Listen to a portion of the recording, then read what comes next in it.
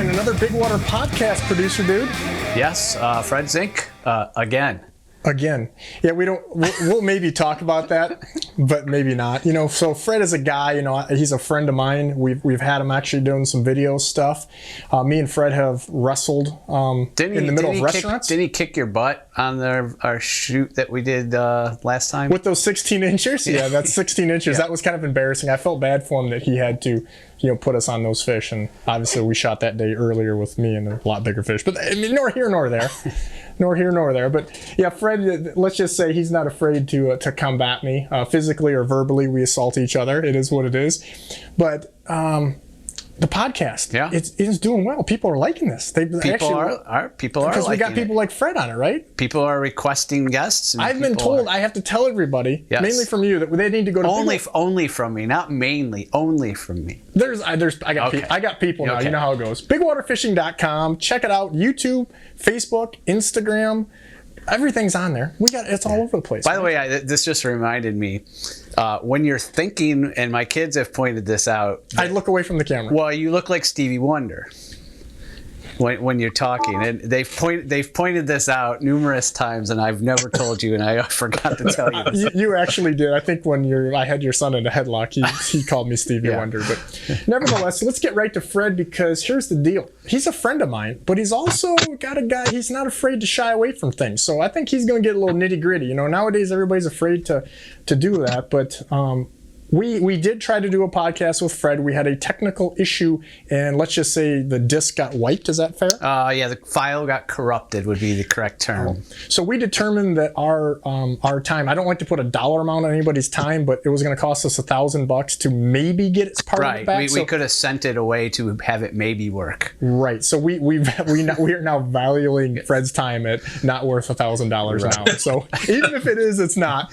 But at any rate, we're going to talk a little bit. I want to hear about what Fred, you know, I know a lot of the stuff, but some of the background stuff we kind of talked about before, and you realize this just didn't happen overnight. So we want to hear a little bit about the Fred Zink story. So Fred, thank you for giving us your time again.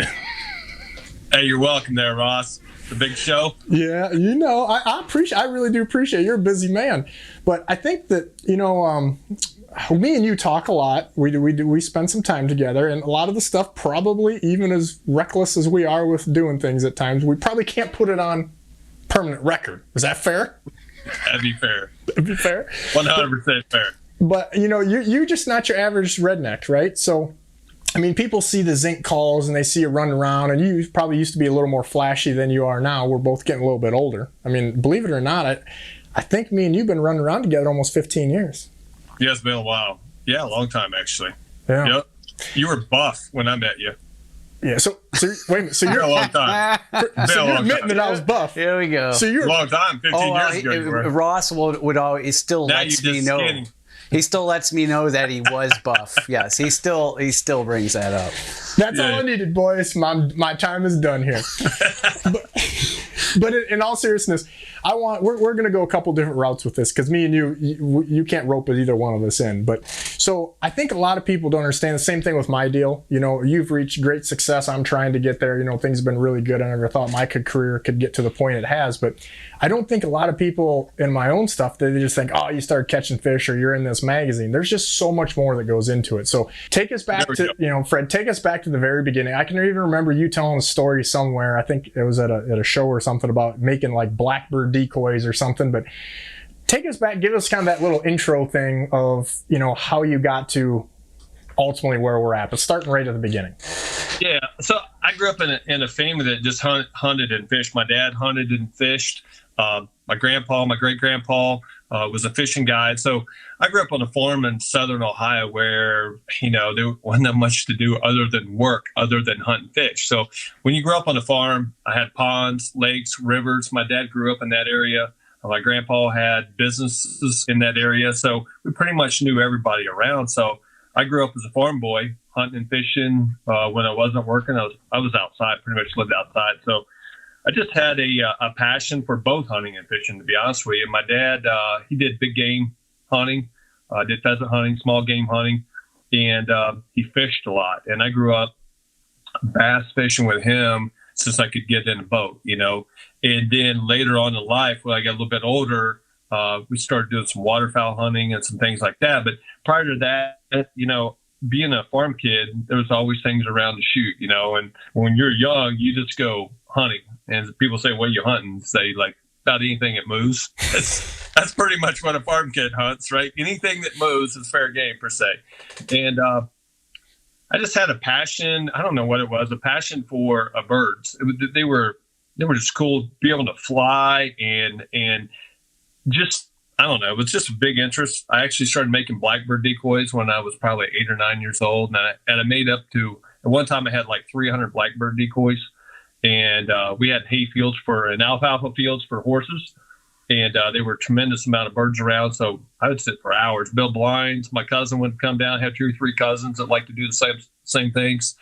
And just BB guns. And we'd sit for, you know, hours upon hours. We were either fishing my pond or shooting birds, squirrels, whatever pretty much would move. So that's my background, is a country boy that liked to hunt and fish.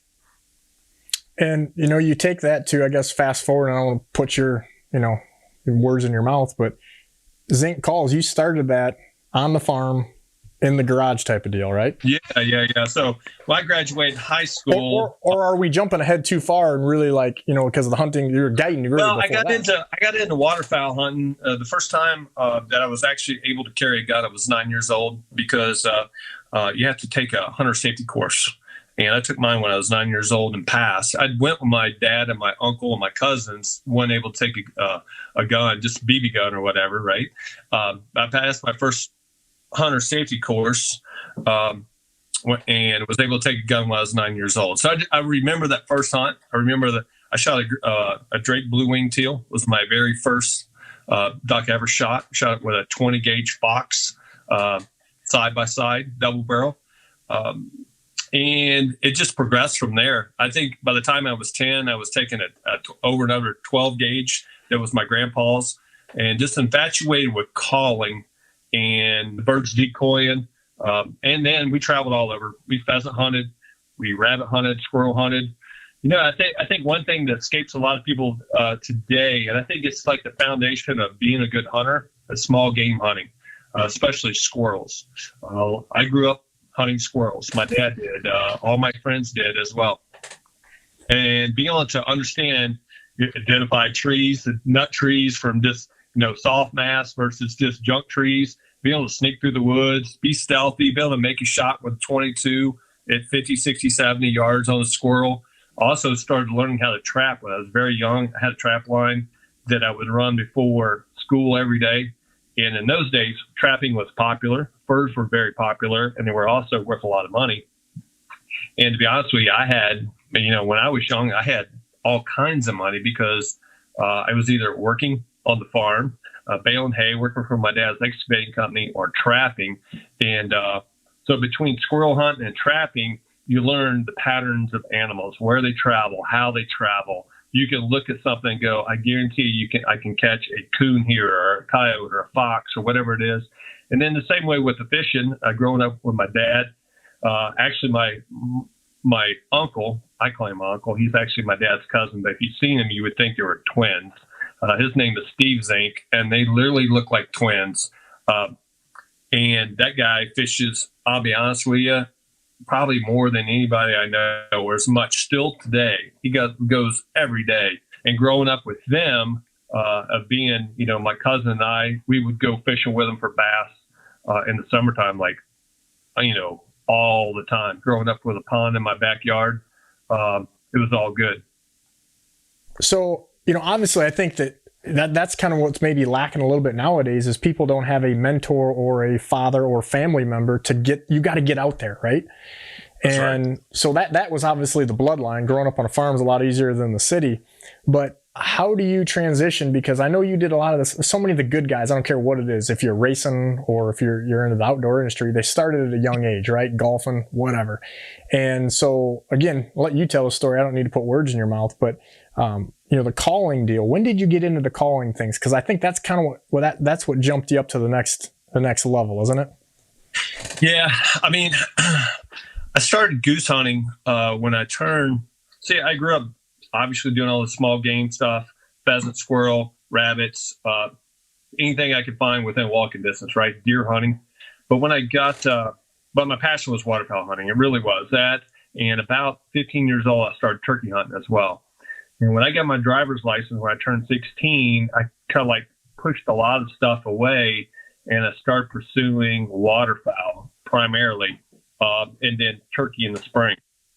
And that was about the time a lot of people here in Ohio, a lot of people in the United States don't realize, especially young hunters, people that maybe have only hunted 4 or 5, maybe 10, 15 years, this Canada goose population, everywhere you go, there's Canada geese right now. When I was a kid, I think I was 11 or 12 years old, and I think we killed 8 or 9 Canada geese 1 year in a year's time on Indian Lake, like in south central, southwest Ohio.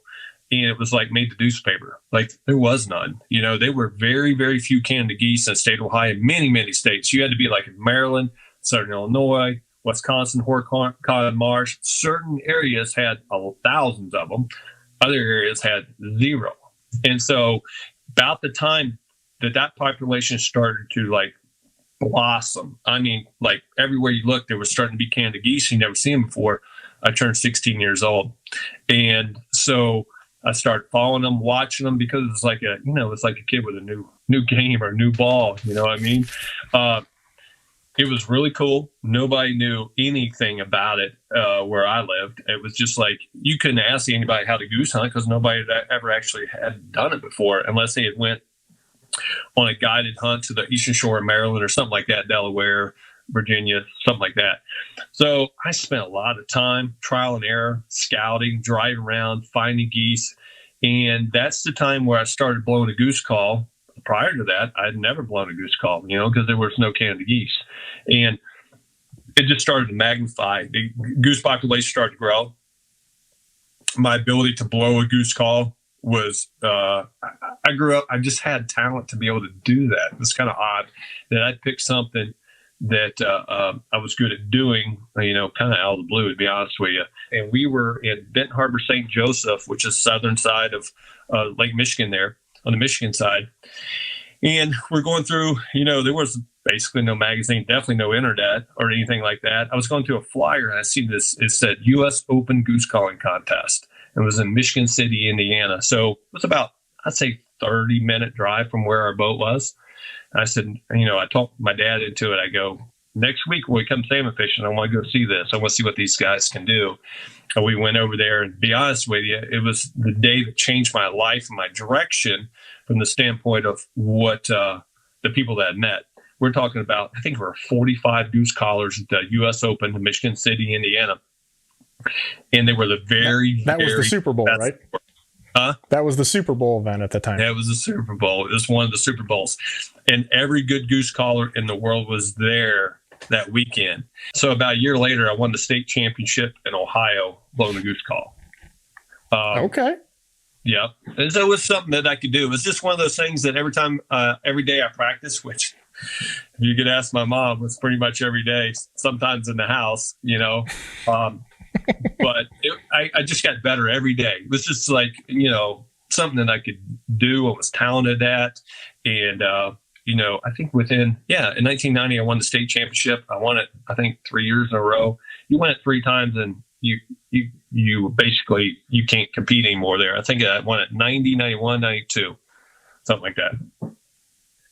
And then I started competing in other calling contests. At that time, I was a duck caller too, and I won state duck calling contests. I won the regionals, and then I started. Obviously, the duck calling situation was really, really cool. It was fun. I liked it a lot better when I wasn't good at it. And what I mean by that is, once you qualify and you win a calling contest, a duck calling, you're qualified to go compete in Arkansas for the World Championship, but you can't compete anymore that particular year. So I had more fun going to them and getting, last, 20th, 10th, 5th, being in the top 5 all the time. But once I got to where I could win pretty quick, I kind of lost interest in it because once you win, then you got to sit out all year until the World Championship. And I kept getting these flyers in the mail, these goose calling contests, paying like $1,000. $500,000. I was like, man, and once you win, you just keep winning.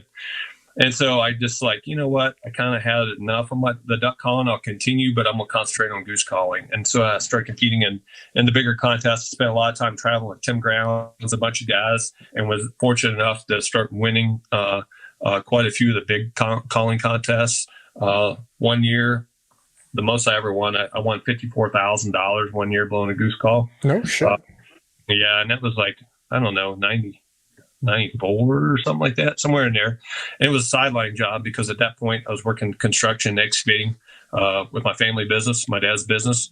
And I would just go on the weekends and blow in goose calling contests. And pretty good side gig back then. Yeah, it was. Yep. But that's how I got my start. But I was to say, even more important than the money at this point, you probably couldn't have looked at it like that, but that was the foundation for where we're at today, right? 100%, because growing up in construction, excavating company, and having a shop full of tools and building houses and running bulldozers. To be honest with you, on the construction excavating side, Ross, I've pretty much done about everything there is to do, or a majority of it. And my dad was one of those guys that was a doer.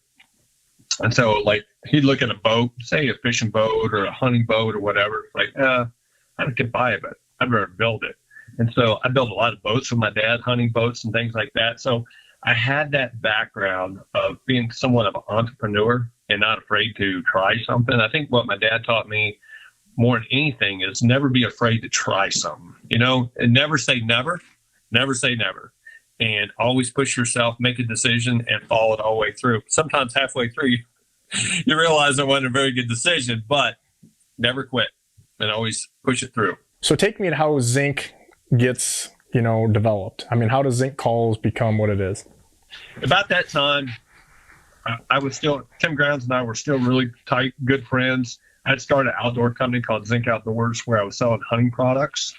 And so I was traveling a lot doing that. And it was a small catalog. At that point, I had my daughter, Taylor, and my wife was running the excavating business on the backside and as a secretary, running all the books and doing all that. And we started a mail order catalog because we're traveling to all these shows, these calling competitions, and they would also have kind of a carnival show to go with it, Waterfowl Festival. And we're peddling products and doing quite well at it, to be honest with you. And I had an opportunity, and I talked to Tim Grounds at length about going to work for him because at that time I would have been, in 2000, I'd have been 30 years old. And I didn't want to dig holes the rest of my life. I was like, you know what? I'm pretty good at this. I really enjoy it. It doesn't feel like work. It's time for me to take the next step and do this for a living. And Tim and I talked for over a year and a half or so. And it come down to the fact that he felt very comfortable with how he was doing things. He wanted to stay small, kind of do things his way. And I understood that 100%. But I didn't want to have to keep digging holes. So, I came up with a duck call to begin with. I called Tim and told him about it. And he gave me the blessing to actually start getting into the call business. And at that point, I was still selling his calls. And I was selling a lot of products. I was selling Duck Commander. I know the Duck Commander people since the early 90s.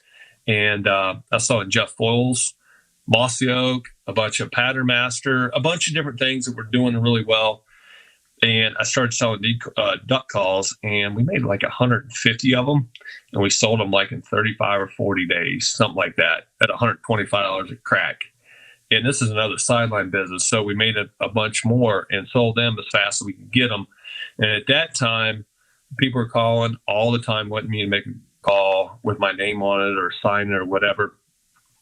So at that point, I started making a goose call. And to be honest with you, Ross, we couldn't keep them in stock. The faster we can make them, as fast as we can make them, we sell them. And, the business just, in 2000s when I started Zink Calls, May of 2000. And it just went from that to, I was in my dad's shop, little shop in the back, and I hired, my first employee was Field Hudnall, now Field Proven Calls. And then my second employee was Clay Hudnall, his brother. And at that point, we started, and they were working full time for the call company. I was still doing excavating. I would come home, working evenings, making calls, and the business went from, about 2004 or five. I mean, we were doing, $500,000-$600,000 in sales, something like that. With Zink, maybe 700, I can't remember. And it just grew. We moved to Port Clinton in 2006, built this 10,000 square foot building that I'm sitting in right now. And, at one time we had like 24, 25 employees, full-time employees making calls. And it was basically as fast as you can make them. That wasn't enough though. You had to finagle some other stuff, right? Yeah. So going back to my making blackbird decoy days, I wanted to, a little back history. My wife was actually a decoy carver. She got interested in it.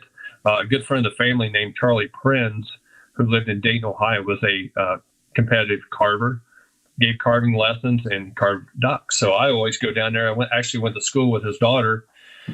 Known Charlie since I've been a kid too. And I'd go down there and they would carve, and he's giving classes. So my wife, Dawn, she wanted to go down there and start taking it. So she started carving, and my dad got into carving. And I wanted to make decoys. And so I teamed up with Avery Greenhead Gear in about 2001 and designed some blinds for them and some goose hunting products. And by 2002, I was working full-time for Avery Greenhead Gear. And I started the Greenhead Gear line of decoys there and actually did the carving on a lot of decoys. Every one of them, I either carved them or textured them, which means put all the lines and the paint. And it was my baby. It was 100% on my shoulders. I remember, Ross, I was at a job site. We're doing a Manual Christian Academy earthwork site work in Urbana, Ohio. And at that point, I had just designed the finisher, and I got a phone call from the owner of Avery at that time, Tom Matthews, and goes, I think we're going to have to scrap this project. These people can't get it right. We're manufacturing in China. This had been 2001. And of course, I had the pager, bag phone, right? Get a page, call me, go get on the bag phone. He tells me this. And I go, well, why can't they figure it out? It's not that hard. And he goes, I have no idea, but if we don't get it right within 2 weeks, we got to cancel this thing. And I was going to get a royalty. I had a lot of time in this. It was just like, you could see it like teetering. Your opportunity was there. Well, and if you miss it, what was it going to be like? I mean, to interrupt here, as an outsider looking in, maybe this ain't fair assessment, but I feel like, and I know this is maybe arguable, but the finisher blind to me put you really on the map. Yeah, 100%. I mean, it was definitely one of them that started the process for sure. And the jingle didn't hurt nothing neither. No. It's always good. Jing, jing. And so I told Tom, I said, have you ever been to China? He goes, no. I said, I'll go. He's like, you're going to go to China? I go, yeah, I'll go to China. What do I need to do? He said, I'll call you back. So long story short, I went and told my old man, I said, hey, I need a week off, 10 days off. I got to go to China. And he's like, are you shitting me? I could just see, dude, I know, I could just see the look on your dad's face. Like, yeah, because I mean, we would never entertain the thought of going to China on vacation. Like that would never. He wasn't going to give you the weekend off, let alone going to China. Yeah, that's right. It's like, yeah, exactly. So long story short, I got my passport, my visa, went to China, figured it out. And that would have been in the fall of 2001. We had really, really good, or I'd say it was spring. Yeah, it was like early spring. It was like May, June of 2001. In the spring of 2002, like May, I went to work full time for Avery, and then we started making a design product.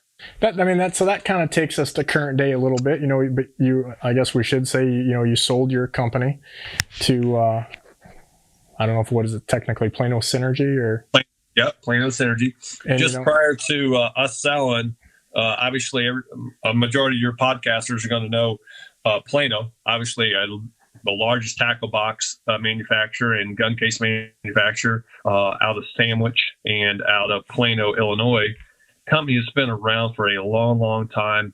Family owned at one time, just a solid company that, designed and developed a lot of products through the years. And then Synergy was a group of folks from Louisiana and Texas that were in the hunting business. and they were known as for Barnett Crossbows, Wild Game Innovation, Evolve, Flex Tone. They had a bunch of different companies, about 10.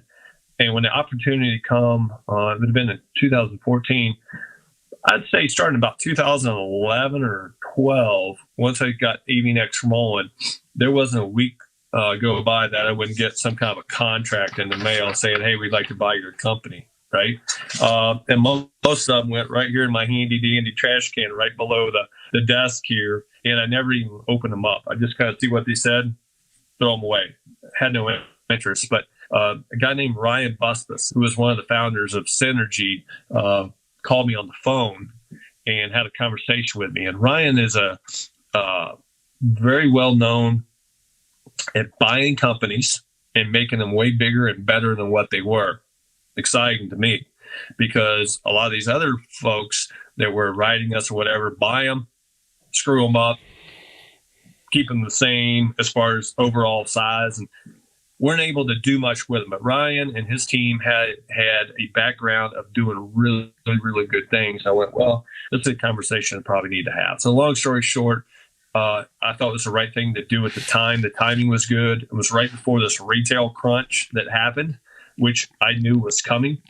And it's just the oversaturation of retailers. And we were at an all-time high as far as sales, and the outdoor industry was at an all-time high because of all these retailers building new stores everywhere. Everybody's building, Bass Pro and Cabela's were building 5 to 10 a year, giant stores. And then you had Gander Mountains, and you had Dick's Sporting Goods get in the game heavy, and Shields, and all these people growing. And then during all that period of time, you had all the .coms, Tackle USA, you had Amazon, you had all these different people, Fish USA, all these different people coming into the mix, and with no brick and mortar, small overhead. And they started chinking away at the armor. And I knew it was a matter of time before the crash would come. Yeah. $1 million question is, would you sell your company again in 2014 if you could redo this? Man, I don't know. I would have to drink a bottle of whiskey to come up with that answer. I see one right behind you. No, I don't know. I mean, there were good parts of it, and there's bad parts of it. Like anything, like the good part of it was it was definitely, without a shadow of a doubt, the right time to do it. No question about it. Both financially and also the things that came about since then. What I mean by that is the retail crash, numbers going down. And now it's obviously rebounded because of COVID. But bottom line is it's a much different business than what it was. And so in some cases, yes, 100%. Other cases, and it absolutely no. So it's kind of a mix. I couldn't give you, it is $1 million question because there's really not a good answer to that. It's kind of right down the middle, my friend. Well, if I had to do over again, I would have sold Avian-X and kept Zink Calls, is what I would have done. In the industry now, let's get down, because again, when I do these podcasts, there's so many times I know the person that I'm talking to. Like I know their wife. Like I know your dog's name. But yet you talk to some of those guys, and I don't fault them, but they're a little afraid of really saying what everybody's thinking or everybody knows that knows these people, right? And I get that, but I think now that we got me and you on here, we ain't really afraid of that. And it's not about calling somebody out, but it's more about just hearing the stuff that people really are thinking, and me and you ain't afraid to say, Yeah. I agree with that 100%. And a lot of people have, they're tiptoeing because a lot of people are making their money in our industry by selling to big retailers, right? So they don't want to be outcast. With social media, you got to be very careful because they can jump on you. Say if you go political one way or the other, you got 50% for you, 50% against you. There's a lot of folks that get sponsored. You've been, on that trail of being sponsored by people a long time. Myself, I've been in the business of being sponsored since the early 90s. And so you're kind of representing their company as well, not only yourself. And, the milk's become lukewarm because of that. It's become a situation where people that tread that water ever so slightly and make sure they're always doing the right thing at the right time. Because of digital media, a lot of cases they become to where they don't have the pull that they used to, right? Because now being on TV is not only the only way to be relevant, right? Being in a magazine or being in TV, you had to toe the line, you got on there and everything was good. But now with digital media, social media, that's not the case. Once you start listening to a lot of these podcasts, we talked about that. I'm a big fan of Joe Rogan. And the stuff they talk about and the way they talk is how a majority of us would talk if we're hanging out at Put in Bay drinking beer at Frosty's. We'd be talking the same way, same thing, right? But because of us already being in a situation where we're coming from the past, we're trying to bridge to the forward of being maybe not so politically correct of how we think and what we say, that we have somewhat of a disadvantage to some of these people that weren't famous 2 years ago or 5 years ago or 15, 20 years ago, right? They can just throw it out and all of a sudden they get these numbers that are freaking out of this world because they're able to be them and do things a certain way.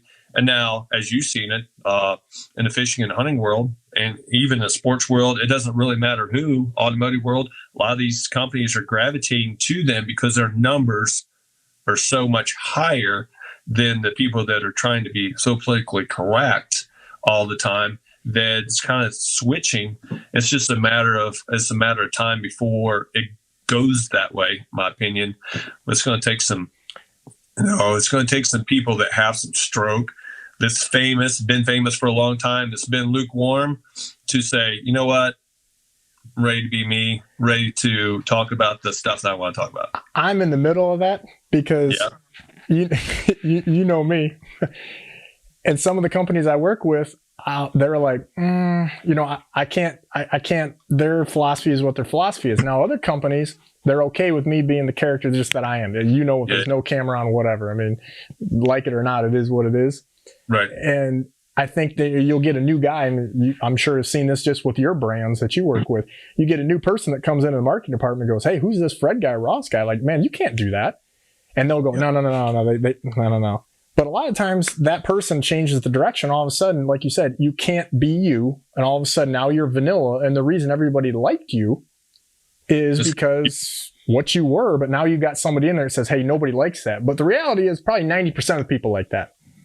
Yeah, I would say that. And it's, as you well know, the pro staff deals and companies spending money, the budgets have been shrunk down to very small compared to what they used to, simply because business has been tough. And so now they're, when you're trying to get your profit up, get your EBITDA where you need to be, everything that you have to with a big conglomerate company, marketing is one thing that you can cut fairly easy in a short period of time. And marketing would be you and me and KVD, Chapman's, and all these people, and that's the easiest place to cut. We're all fighting. The people that are still in the sponsorship stuff are still fighting for that TV. I work for Plano Synergy, and I handle the digital media side and media in general. So I deal with all of our TV shows, and I know what they used to get paid to what they get paid now, and it's not even comparable, Ross. And the expenses, of course, ain't getting less. No, the expenses go like this, and sponsorships go like this.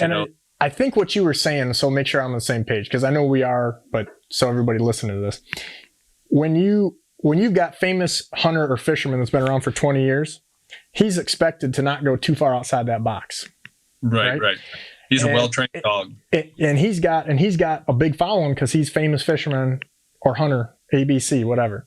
But nowadays what's happening is you get some of these, let's say YouTube kids or internet deals, and they go on and they got 5 million people following them, and they're acting a clown. They're acting a fool. They probably can't even hunt fucking squirrel. They can't shoot, get a walleye or whatever it is, but they've got 5 million followers. So all of a sudden these companies are like, well, we're going to put up with that now. Yeah. It's kind of like because they're trying to get eyeballs. It's kind of like you wouldn't put up with, some chick, but if she's smoking hot, you may go put up with that.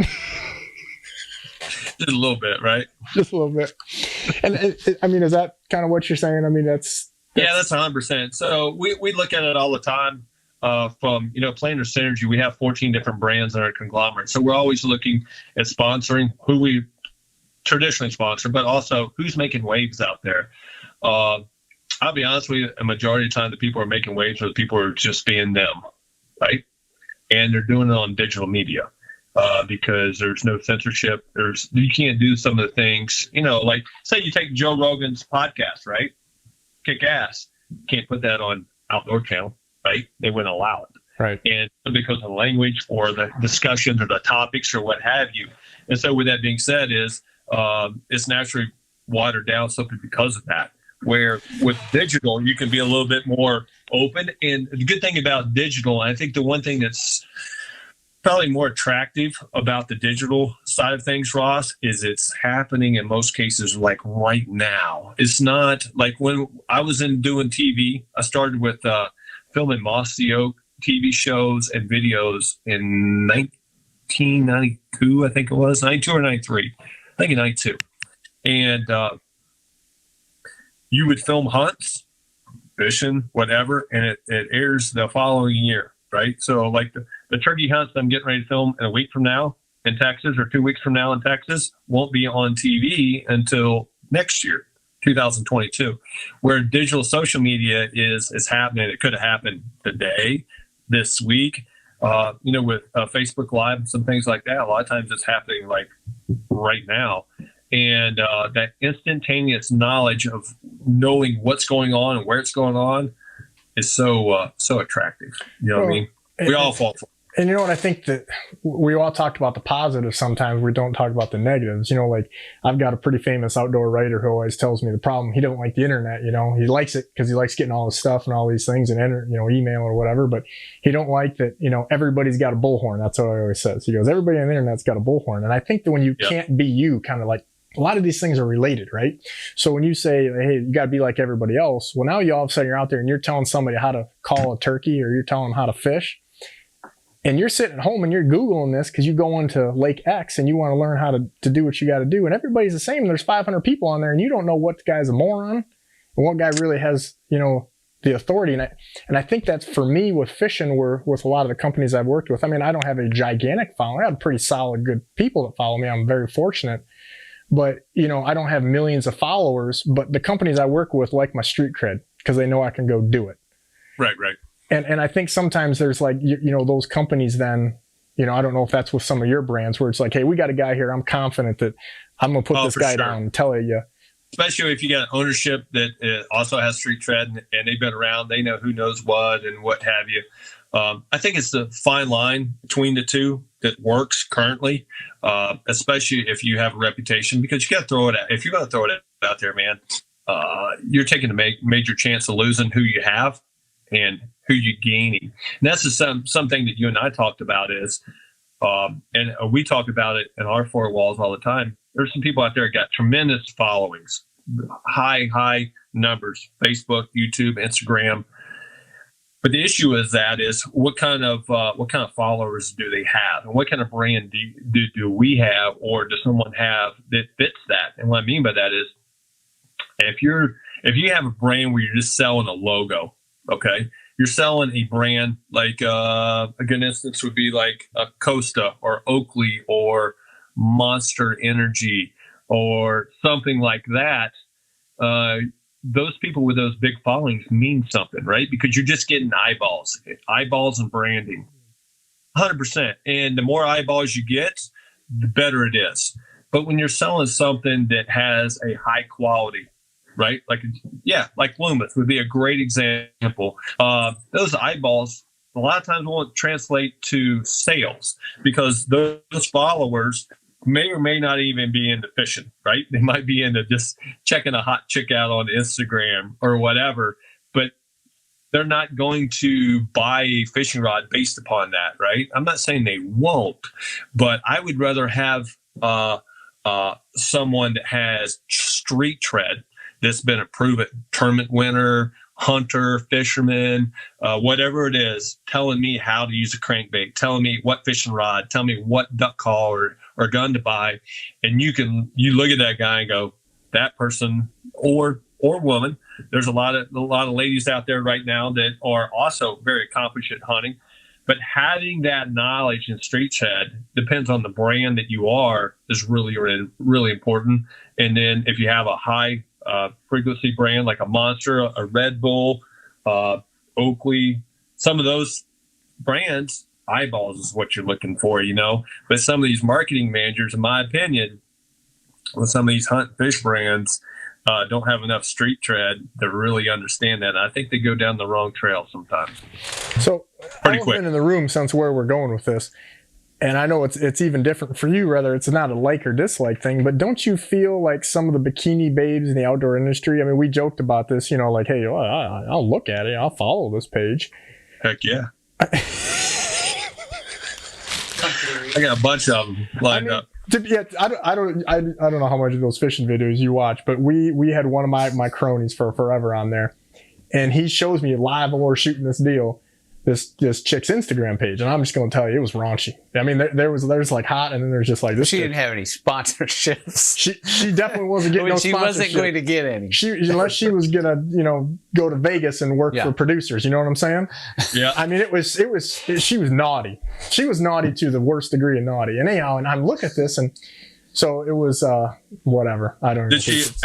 Did she answer your private message you sent her? I did not send her one, but it's funny you should say that, because me and producer dude go at each other. We've been working together. I think this is 11th year. And he was producer of my TV show. We worked together and whatever. So we have like a love-hate thing with doing this stuff. And he's always, we're going at each other just like me and you are. And he's like, yeah, we should get her on. We'll make like a spoof thing of this. Because, I like to joke around. This is on camera, off camera. You know that. That's what I do. And as you say, sometimes a garlic milkshake. Yeah. And so producer dude literally says to me afterwards, he goes, yeah, we can't do anything with her. You were gung-ho to do it, I'm like, this will be hilarious. Like Ross. And he's like, you can't do it. For the sake of your career, he's like, we cannot do this. But at any rate, so it's just joking around that, that's probably become the biggest following thing that we have now. I'm at the boat launch the other day, and 3 people are like, where's Country Steve at? Because it's just a total joke that had no premise or anything, that has just snowballed into in theory, good direction. But so getting back to the point of like with the women, I mean, obviously at some point you're in theory, or maybe not in theory, directly you hire and fire or allocate or don't allocate finances to some of these Instagram girls or bikini hunters or whatever you want to call it. And has your opinion of that changed, or are you just kind of like, screw this shit, but I can't? Or yeah, it just depends on it depends on your brand. There's a lot of brands that that are selling high quality products. You know what I mean? To be honest with you, simply because of the fact that they're dabbling in it to see what kind of numbers they get and see how it translates to ROI, return on investment. But the bottom line is it depends on your brand, who you're trying to appeal to. And I think, as we talked about with the marketing managers, it changes so often because a lot of times they're not at these companies very long.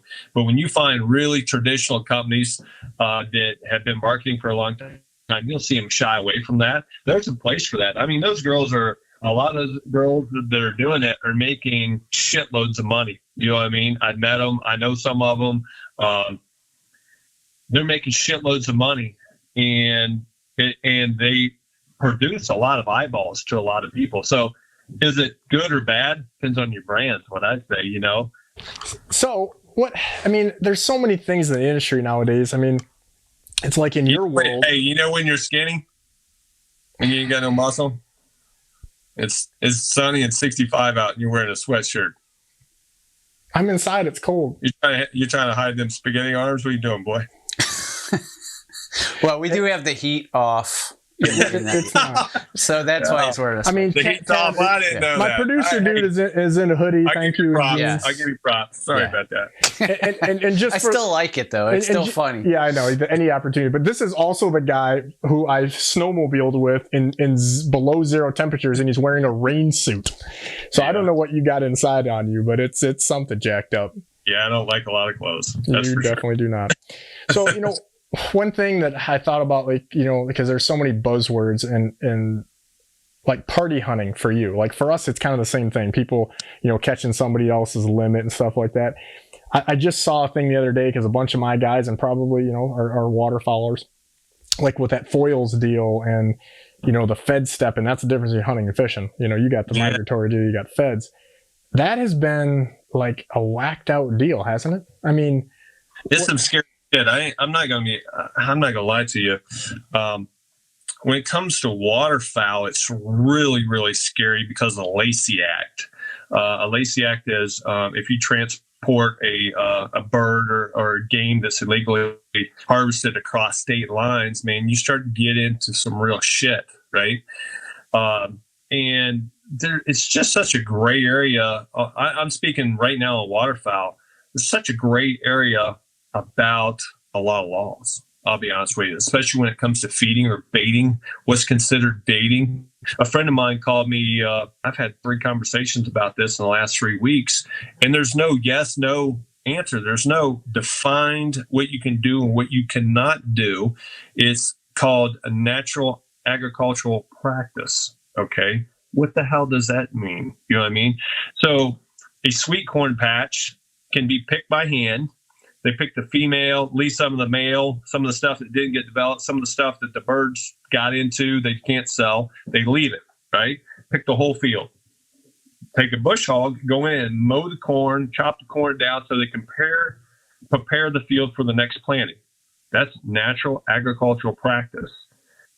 Some states, if you hunt that, will give you a ticket for baiting. Other ones go, no, that's not baiting. And then a federal warden shows up and he can be totally different than the state agency.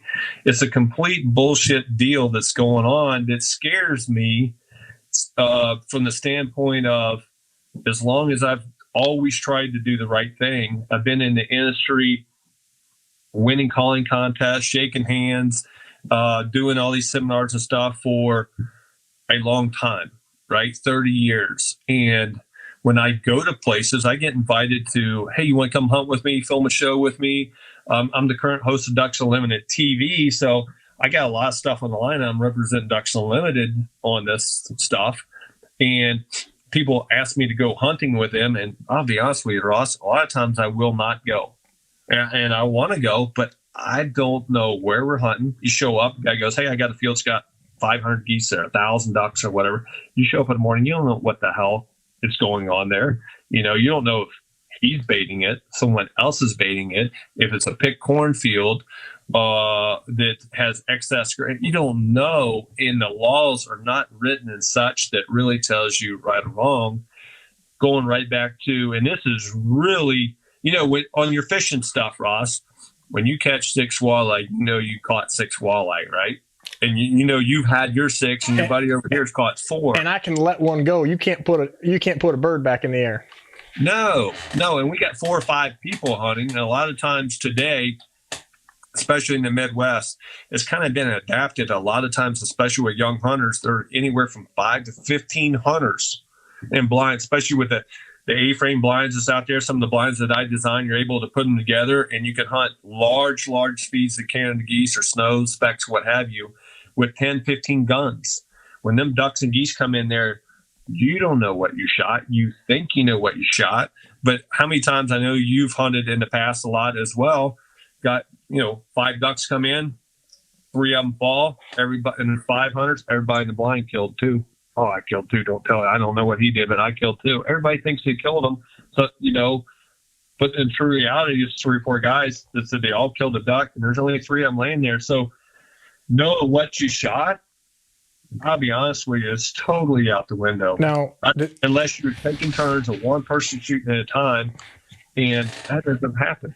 And that's not even a common practice that anybody would consider.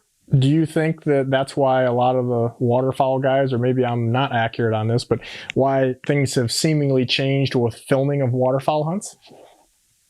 Definitely. And you see, if you watch on Instagram, you start watching these people, everybody's tagging their birds, the old big pile deal. They all got tags on them now. Because if a game warden rolls up and goes, hey, which ducks are yours? And you got a hero shot. Say you've all shot your limited ducks. You can lay them all out. There's 25 ducks there. There's 5 of you. He comes up and goes, and asks the wrong guy, hey, which ducks are yours? He goes, I don't know. You're in trouble. He's got to go with a pile and go, these are my 5. Next guy goes, these are my 5 right here. If somebody stumbles, somebody's going to get a ticket. But you've all got your limit of ducks. It's, to be honest with you, I think it's a complete bullshit deal. It's something that really needs to be done. The baiting laws when it comes to waterfowl is crazy, in my opinion. It's not spelled out in a manner that it makes people that are making their living, and I talk to them all the time, everybody's scared, man. Like, I wouldn't touch being an outfitter with a 10-foot pole, simply because I don't want to go down for the actions of my guides, my customers, things that could happen. I've just heard too many stories about things that were done legit that people got dinged for. And when I've been doing this for 30 years, the last thing I want to do is get mud on my name. I've been, you know what I mean? I worked very hard to get to where I got, and I don't want to be, especially with social media. I know the stuff that went down with Foils. Yeah, he did some things, 100%, 100%. But go to federal prison for shooting ducks and geese? Are you shitting me? I mean, he was sitting across the table for people that killed people. Didn't they only get him on a dove? Wasn't it? No. That was what this waterfowl counts. I mean, he did wrong. Don't get me wrong. Some of the stuff was BS. Some of the stuff was probably legit, and I'm not speaking for him. I just know. But to go to federal prison and be sitting across the table eating your lunch from a guy that murdered people or rapists or stuff like that, dude, man. Yeah. I don't know about that. That's a different level. Well, I mean, even there's some pretty high people up that I know in the government chain. I point blank privately asked them. I said, hey, you out there fishing with your son and this and you're trolling or whatever, you got 3-4 fish on at the time. I said, do you know how many you reeled in versus how many which ones went in the boat? And their answer to me, these are the people that are supposed to be doing the enforcement on you. They go, fuck no. Yeah. And I go, well, if you don't, how am I supposed to? Like you said, I mean. It really gets confusing when you're waterfowl hunting, man. Big time. Fishing, I get, and the party, it's just like reeling in if you're trolling. They're reeling the fish in, person really catching the fish, person showed up, sets the rigs, picks the baits, drives the boats. I don't know, man. It's kind of like, I think we're really, really splitting hairs here. There's a lot of people doing a lot of bad shit in this world, and we're out there screwing with taxpayers that bought a boat, bought a property, bought licenses, bought guns, paid Pittman Robertson Act taxes, go to work, doing all this stuff, and we're basically giving a ticket to someone driving to work because he's driving 5 miles an hour over the speed limit versus out there actually securing our borders, taking care of some things that really need to be done. It's really important to this country, and we're worried about the piddly shit that hardworking Americans are quote unquote violating. I'm not down with that. Well, and I think too, when you say there's the gray area, and I think that right now there's almost, I don't know, your kids are too old to probably be involved in this, but there's almost an assault on outdoorsmen at this point. Second Amendment, your kids go to school, and maybe not we're back where you're from, but in some of the cities, and the kids got camo on. Well, your dad's one of them murdering hunters. Or, oh, your dad hurts fish. He gets pleasure at catching fish and stuff like that. And you go, there's a lot of people that don't believe in the way of life that me and you make a living at and also believe in. Yeah. And again, to have the fingers pointing and casting just throwing arrows basically is nuts. This is something I want to bring up for the people that's listening to this podcast this long, and this is a true story. So federal refuges have been bought by federal duck stamp money. All the federal refuges, not run by them, budgetary wise, but as far as buying the raw property back in the day, a majority of it, all of it was bought with a federal duck stamp. But right here in Ottawa County, at Ottawa National Wildlife Refuge, right here in Northern Ohio, it's the largest birding I know where you're going. There is in the whole United States, right? And so there's thousands upon thousands of people that come here and tour Ottawa National Wildlife Refuge, right? And a majority of them are not hunters. Okay, which is fine. I don't care if you hunt, you don't hunt, or whatever. It's none of my business. So what I like to do, I'm not going to tell you what you like to do. You know what I mean? That's the way I think. But these refuges are having issues with having the amount of finances to really do the things they need to do to continue to make the land viable for wildlife management, pumping water, maintaining timber. Well, just that boardwalk out there, how much that must have cost. Exactly. The gravel, the outhouses, or whatever. And so as a duck hunter, I have to have a federal duck stamp, which I'm 100% fine with, right? And that money goes to places like that to help buy and preserve wetlands that not only help ducks and geese, but help all types of wildlife, right? So all these people come up here and they were like, I guarantee you less than 5% of those people walking in there have a federal duck stamp, right? They're not supporting the land that they're walking on. So the state of Ohio come up with something called a legacy stamp. All right. They said, we're going to come up with this legacy stamp. When these people come in here, it's not going to be mandatory. We're just going to ask them to, hey, please donate, support the legacy stamp. It's going to go to habitat, and where all these warblers and all these shorebirds and all these birds are nesting and they're staging here before they fly across Lake Erie is really what they're doing. Help preserve this habitat for them. Okay. So they spent all this money, had the artwork done and all that. And it wasn't mandatory. It was a suggestion. Do you know they sold more youth trapping licenses than they did the legacy stamp? Oh, that's a huge buzzword locally here, because you get all these people. The hotels are filled with people. Half of them don't speak English because they're from all over the world. They're trying to see birds here. You know, when you go places in Europe, it costs big money to see that, and the season's real small. Well, you can go here, and again, I'm not a birder, but you can check off all these lists of seeing these birds. And people that we both know that work at there say, hey, man, we can't even get these people to put $5 in a can. We got this $1 million walkway here that y'all walking on. And it is some BS for sure. It's just... You know, they come in town, they spend a lot of money with the businesses. That's all good, but what the whole story is about conservation. People say, well, you guys are, you know, killing and eating the fish. You're killing and eating the ducks, the deer, the turkeys, the whatever. But I will promise you, if it wasn't for hunters, because these populations in a lot of cases were diminished a long time ago by the people that sell this country because they needed it for food source. A lot of, like the wild turkey was hunted to almost basically extinction, buffalo, things like that. The hunter is the one that said, no more. The conservation people are the one that says, no more. We need to start preserving, buying these properties. These non-hunters, the people against it, they're fine with, they probably live in a condo, right, on the lake or what have you, that used to be in a wetland that had frogs and fish and snakes and salamanders and waterfowl. They don't look at that as being bad, but they look at you going out there and hunting, fishing, or whatever as being bad. But they're not doing one damn thing financially or volunteering their time to go out and help preserve this. And the hunters and the sportsmen of the United States, through their license, their tags, permits, all the stuff that they have to do, are funding this. You imagine what Lake Erie would be right now without the state of Ohio, the state of Michigan, Ontario working out the netting and understanding the fisheries, understanding that the walleye hatch is not good, and the pollution and all this thing that's in the lake is because the amount of money that people spend to come up here and fish drives concern. And that concern is going to save this lake that's right behind me. And, you know, the 100 million walleye are in there. We've had head of fisheries on the podcast multiple times, and, you know, they talk about, he just told us about some new revolutionary new thing that they're using sound waves to keep the grass carp out just during spawning season. Mm-hmm.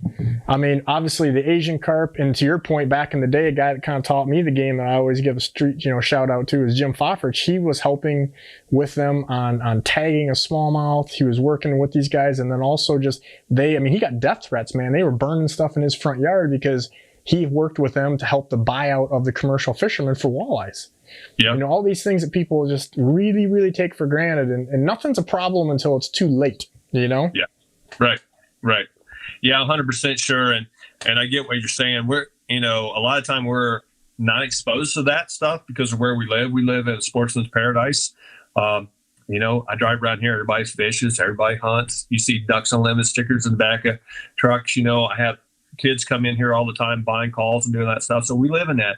But man, when you start to travel and you start to see, you get into inner city and you look around like, wow, man, there's another world out there that you and I don't get to see a lot unless we go to, you go to ICAST, you go to an airport, or you go to Vegas for SHOT Show or something, and you start walking concrete jungle. You start looking around and go, wow, man, totally different than how I think and what I think, right? Yeah, you go to New York City, a little different, Port Clinton, Ohio, where me and you at. I've never been to New York City. I don't plan on it. I'll be honest with you. That is not on my bucket list. No? No. Interesting. No. Well, you've been entertaining as always. I think we might even have you on again. I don't know. We got lots of things to talk about, keeping big fish. There's all kinds of things. We could probably go here till we were blue in the face. Yeah, I'm down. When are we going to have a rematch, big boy? I want to. I just want you. I will tell you, this past year, that was the first time I walleye fished all year and still kicked your ass. So I'm ready. I'm ready. Would you mind? Would you mind giving me a little heads up this time so I can at least go out and warm up, knock the dust off, so I'm ready for you?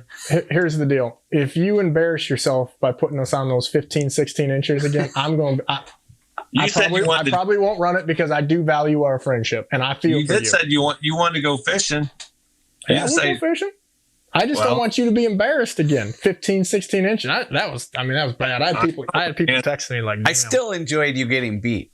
Yeah, me too. Producer dude loves me getting smashed. He doesn't care what's happening. It could be some random dude punching me in the face. Yeah, I would still love it.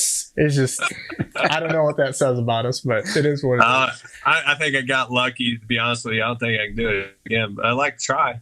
Yeah, I like it. I think I appreciate your time very much, and I think that I should probably let you go because you're looking a little like you need to go to the gym, and I know they're going to close soon. I just got back from the gym.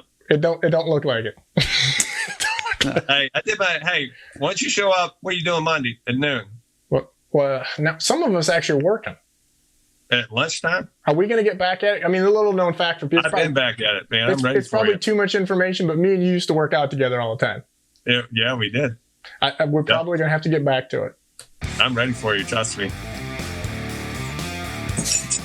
It don't look like it. I want you to thin down a little bit, but that's fine.